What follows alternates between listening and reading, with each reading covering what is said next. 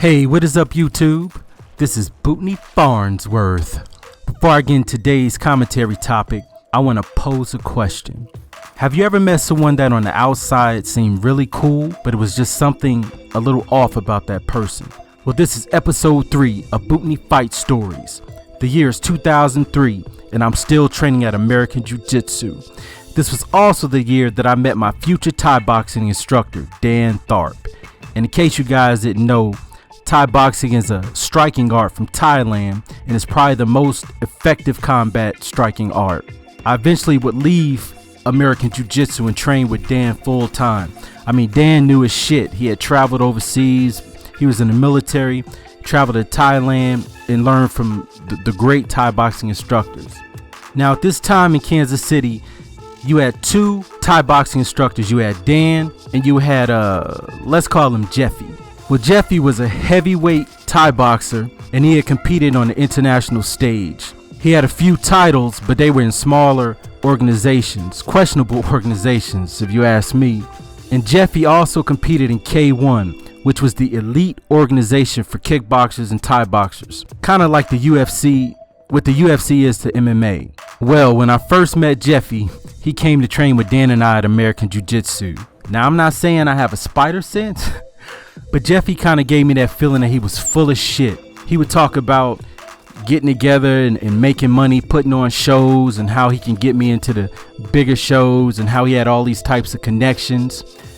I mean, he had skills, but he didn't clearly have the technical knowledge that Dan did. Dan ended up telling me about Jeffy. He said Jeffy was a troubled teen, and he had did 2 years for theft at the age of 17. Dan also informed me that Jeffy was shady as hell. He would go from gym to gym and end up burning bridges. With his lying, he would steal from other trainers. But a lot of people said that Dan was just hating on Jeffy's self-proclaimed success. Well, eventually, Jeffy ended up getting his own little gym. And he asked me if I would come check his gym out. And I was a little hesitant, but I said, what the hell? I go to Jeffy's gym. It's pretty cool. I mean, you got new equipment. Not a lot of equipment, but everything he has is like brand new. A little too new, if you know what I mean.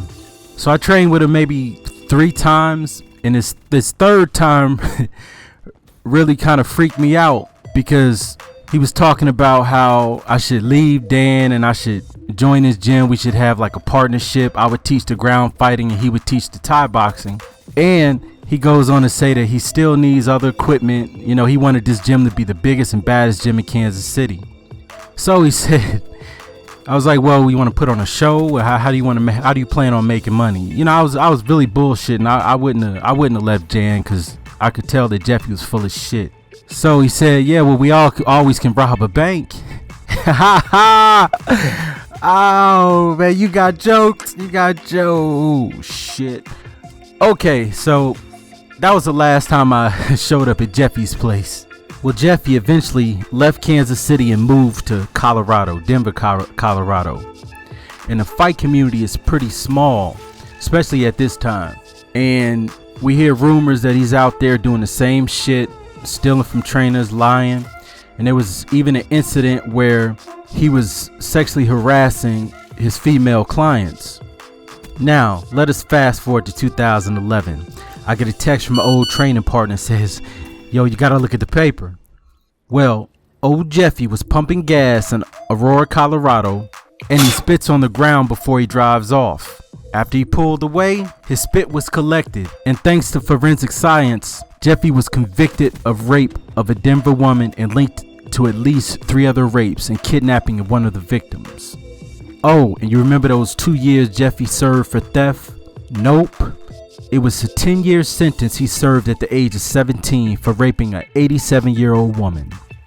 I talked to Dan after the news broke, and he said, see, I told you that motherfucker was a piece of shit, and I gotta agree. This concludes episode 3 of Bootney Fight Stories. But stay tuned, because next episode, we're going to the UK, and what led me to a title fight with the greatest of all time. This is Bootney Farnsworth, the only pugilistic COD commentator in the business.